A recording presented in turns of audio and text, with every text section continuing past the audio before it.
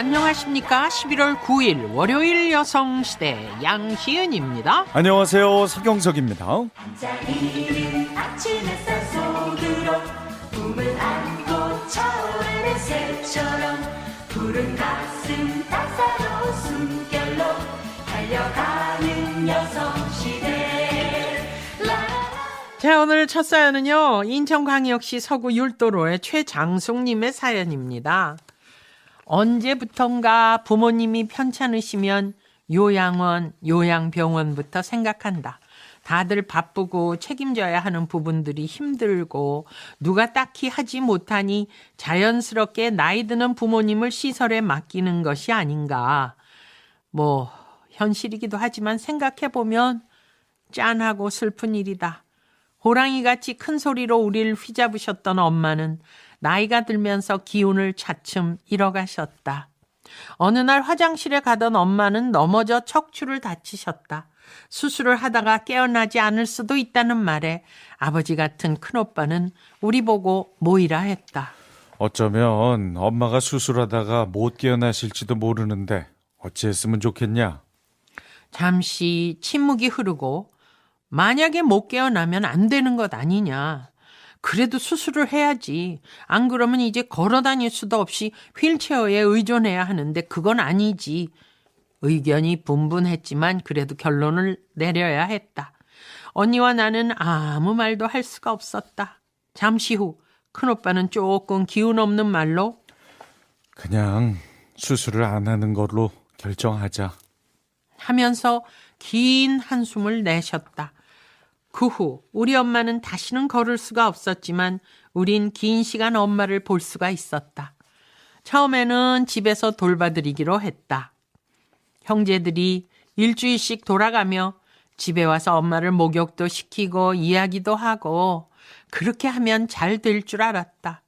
하지만 전문가 손길이 아니므로 욕창도 생기고 크고 작은 일들이 생기고 형제들은 조금씩 지쳐갔다. 그렇게 몇 년이 지날 때쯤 다른 방법을 찾아야만 했다. 집안 회의 끝에 엄마를 요양원에 모시게 됐다. 처음 면회를 하고 오면서는 정말 많이도 울었다. 너무나 슬프고 안쓰럽고 가슴 아파서 그렇게 몇 년을 지냈다. 그러면서 우린 조금씩 무뎌지는 자신을 알았다. 전보다 조금 울고 요양원에 찾아가는 횟수도 줄었다. 늘 그곳에 가면 움직이지 못하고 우릴 보고 옛날 이야기만 하고 엉뚱한 말을 하다가도 정신을 차려 식구들 안부를 궁금해하는 엄마. 가끔은 그 옛날 성당에서 불렀던 성가도 곧잘 부르시고 가끔은 얘가 누군가 한참을 뚫어지게 쳐다보는 엄마였다. 그리고 몇 년이 지났다. 반복되는 시간이 낯설지 않고 익숙해질 쯤에 우린 가슴 아픈 소식을 들었다. 엄마가 떠나셨다는 말을. 언니는 전에보다 더 자주 나에게로 온다. 엄마가 떠나시고 허전하고 슬픈 마음을 어찌해야 할지 몰라 나에게로 와서 나하고 이야기도 하고 같이 있는 시간을 더 많이 만드는 것 같다. 가을이다. 떨어지는 낙엽을 밟으며 언니는 무심하게 말을 내뱉는다. 이제 우리 엄마가 없어. 엄마가 없어. 뒹구는 낙엽 사이로 그 말이 윙윙거리며 떠돈다. 못 들은 척하고 뒤를 따라가다가 흐르는 눈물을 슬쩍 훔쳐본다. 그렇지. 이젠 우리에게 엄마가 없지. 가슴 시리도록 보고 싶은 엄마가 이젠 없지. 나도 나이 들면 아주 자연스럽게 시설에 갈 것이다. 우리가 우리 엄마를 그곳에 보낼 때 슬프고 가슴 찢어지는 안타까움을 느꼈지만 우리 아들, 우리 딸들은 그런 마음이 들지 않았으면 하는 바람이 있다. 내가 조금이라도 움직일 수 있을 때 그곳에 걸어서 들어가서 아주 자연스럽게 생활했으면 좋겠다. 우리 아이들이 그곳에 오며 가며 슬픈 생각을 하지 않았으면 좋겠다. 그 전에 엄마가 계신 요양원 갔다 오며 난 우리 아들한테 말했었다. 이 다음에 엄마가 나이 들어 요양원에 오게 되어도 너무 슬퍼하거나 돌아갈 때 울지 마. 나는 그곳에 있으면서 날 보고 돌아가는 길에 우리 아들이 운다고 생각하면 엄마가 더 슬플 것 같아. 담담하게 그렇게 생각해 주길 부탁해. 우리 엄마도 아마도 내가 돌아갈 때 눈가에 맺힌 눈물을 보셨을 것이다. 얼마나 가슴 아파하셨을까? 얼마나. 그렇지만 나는 우리 아들이 날 보러 와서 눈물 짓고 돌아가는 것을 원하지 않는다. 적지 않은 나이가 되어보니 냉철한 생각도 판단력도 점점 없어진다.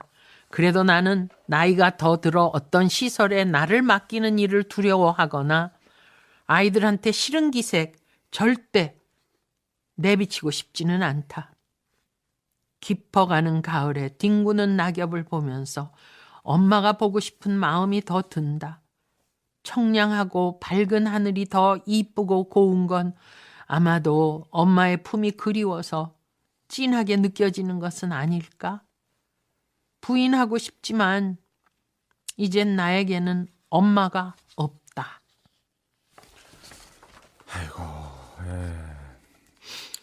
나이가 몇이 되든 엄마가 떠나시는 건 정말 큰 울타리, 든든한 울타리가 무너지는 것 같은 거죠. 그렇죠. 기댈 언덕, 정신적으로 지주.